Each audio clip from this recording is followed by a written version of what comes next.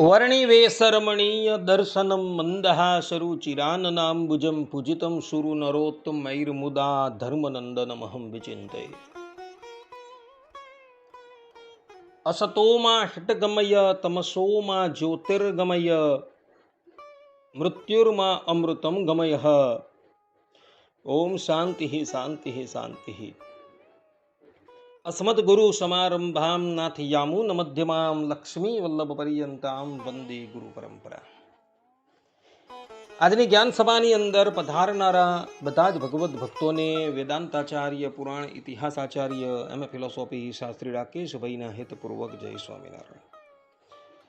ભક્તો, આજની આ જ્ઞાન સભાની અંદર આપણે બધા એક બહુ મહત્વના વિષયની ઉપર વાર શ્રવણ કરશું, અને વિષય છે કે લસણ, કાંદા અને મસૂરની દાળ અજાણતાથી અને જાણી જોઈને ભક્ષણ થાય તો શું પ્રાયશ્ચિત, તથા વૃક્ષમાંથી નીકળતો ગુંદર જો ભક્ષણ થઈ જાય તો શું પ્રાયશ્ચિત કરવું, આ વિષય પર થોડી વાત શ્રવણ કરશું. તો બધા શ્રોતાગણો ધ્યાનપૂર્વક આ પ્રવચન શ્રવણ કરે અને એને આત્મસાત કરી દે.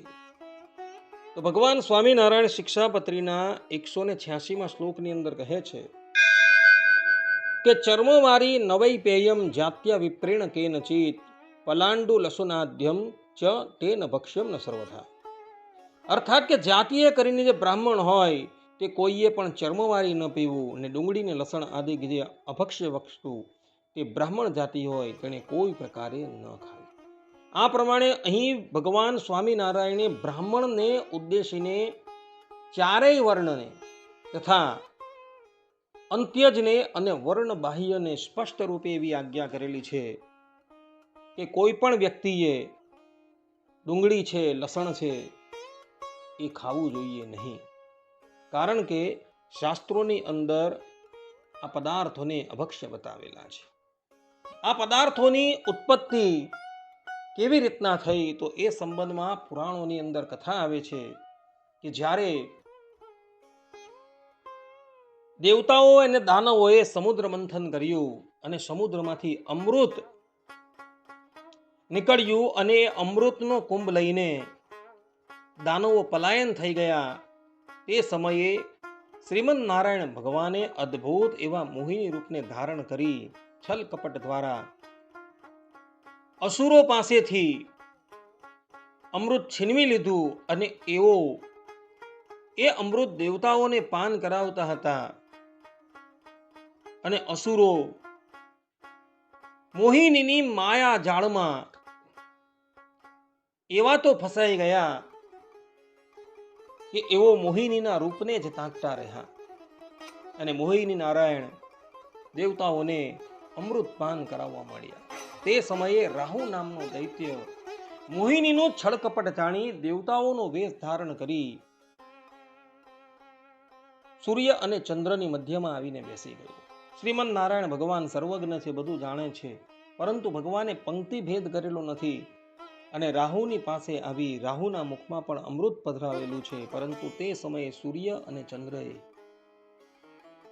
રાહુનો ભેદ ખોલી નાખ્યો. એટલે શ્રીમદ નારાયણ ભગવાને સુદર્શન ચક્ર ચલાવીને રાહુનું મસ્તક કાપી નાખ્યું. રાહુના મસ્તક કપાતા એના મુખમાંથી અમૃતનો ઘૂંટડો એ જમીન પર પડ્યો, અને એમાંથી જ લસણ અને કાંદાની ઉત્પત્તિ થઈ હતી. આ પ્રમાણેની કથા પુરાણોની અંદર બતાવવામાં આવેલી છે. એટલે લસણ અને કાંદા એ રાહુની ઉલટી છે, અને એટલે માટે શાસ્ત્રોકારોએ એને અભક્ષ્ય બતાવેલી છે. તે જ પ્રમાણે ગુંદર દેવરાજ ઇન્દ્રની બ્રહ્મહત્યા છે. જ્યારે દેવરાજ ઇન્દ્રએ ત્વષ્ટાના પુત્ર વિશ્વરૂપનો વધ કર્યો અને દેવરાજ ઇન્દ્રને બ્રહ્મહત્યા લાગી, ત્યારે એ બ્રહ્મહત્યા 4 સ્થાનોમાં વહેંચી દીધી હતી. એક બ્રહ્મહત્યા સ્ત્રીઓએ સ્વીકાર કરી, જે સ્ત્રીઓમાં દર માસે માસિકના રૂપમાં દેખાય છે. એક બ્રહ્મહત્યાનો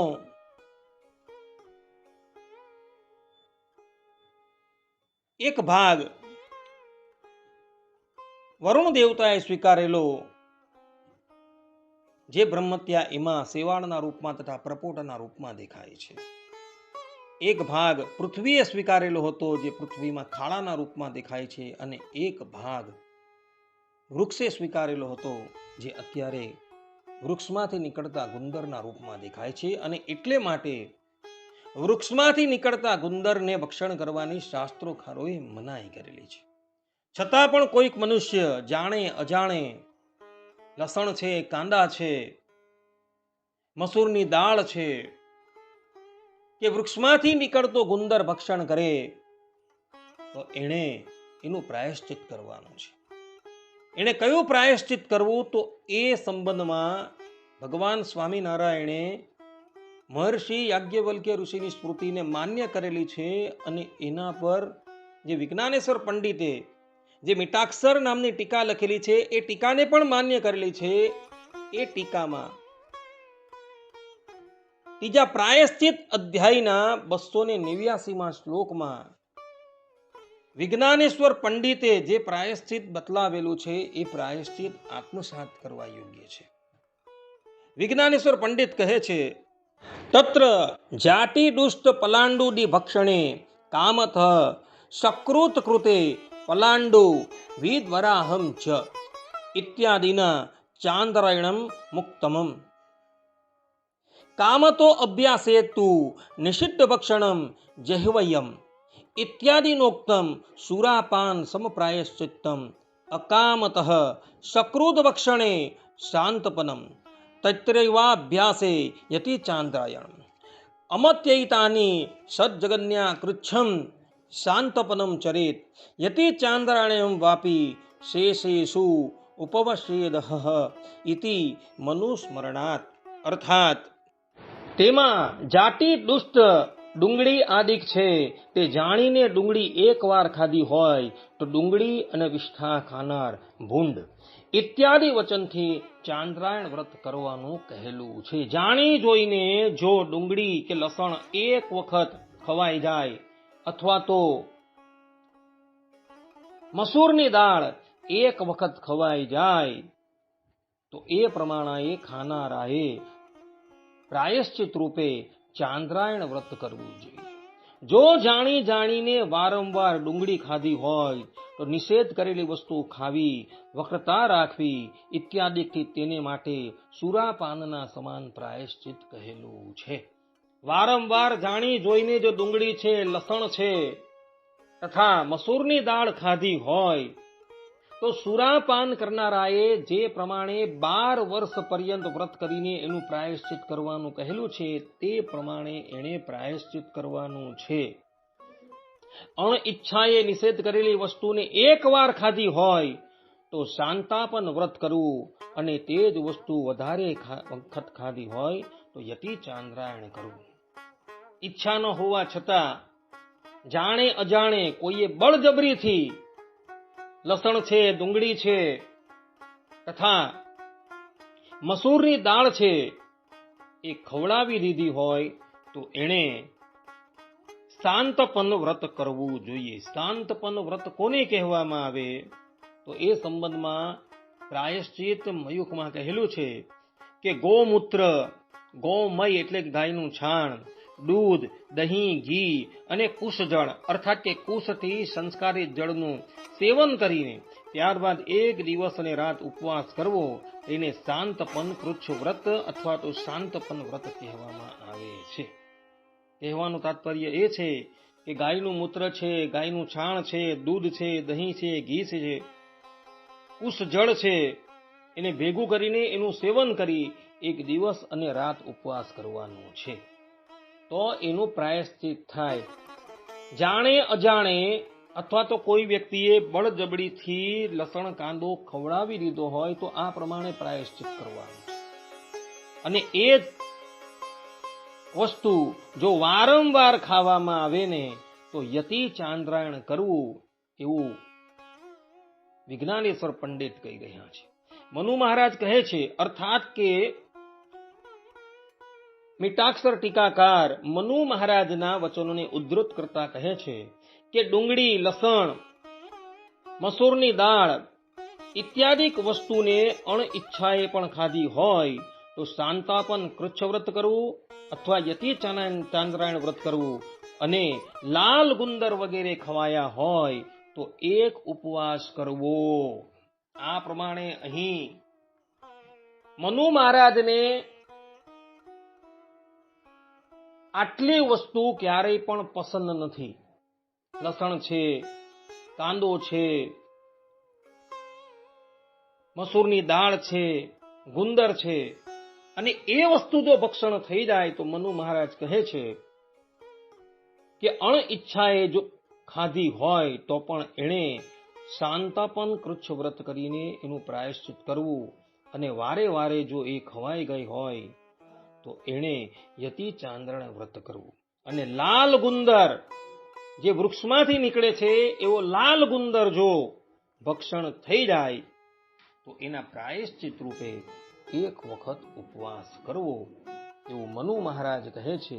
અને એ વચન વિજ્ઞાનેશ્વર પંડિતે અહીં તાકેલા છે.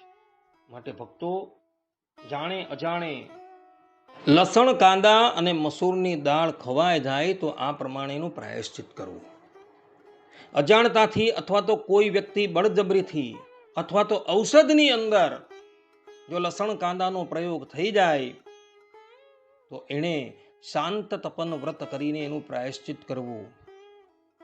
વૃક્ષનો ગુંદર ખવાઈ જાય તો એક દિવસ ઉપવાસ કરવો. તથા વારે વારે જાણી જોઈને જો લસણ કાંદા ખવાઈ ગયા હોય, મસૂરની દાળ ખવાઈ ગઈ હોય તો મદિરા પાન કરવાથી જે પ્રાયશ્ચિત કરવાનું કહે છે એ પ્રાયશ્ચિત કરવાનું છે. વારે વારે અજાણતાથી જો લસણ અને કાંદા ખવાઈ ગયા હોય તો એણે યતિ ચાંદ્રાયણ વ્રત કરીને એનું પ્રાયશ્ચિત કરવાનું છે. અને લાલ ગુંદર ખવાઈ ગયો હોય તો એક દિવસ ઉપવાસ કરીને એનું પ્રાયશ્ચિત કરવાનું છે. આ પ્રમાણેનું વિધાન શાસ્ત્રોકારોએ નક્કી કરેલું છે. માટે ભક્તો, આ બધી જ વસ્તુ અભક્ષ્ય હોવાથી તમે એને ક્યારેય પણ ભક્ષણ ન કરતા, અન્યથા તમારે એના ભયંકર પ્રાયશ્ચિત કરવા પડશે. બધા જ લોકો આ વાત જે છે એ આત્મસાત કરી રાખે. આટલું કહીને હું મારી વાણીને અહીં વિરામ આપું છું. સર્વે સંતુ નિરામયઃ, સર્વે સુખીનો ભવંતુ, સર્વે ભદ્રાણિ પશ્યન્તુ, મા કશ્ચિત દુઃખ ભાગ ભવેત. અસ્તુ. જય સ્વામિનારાયણ.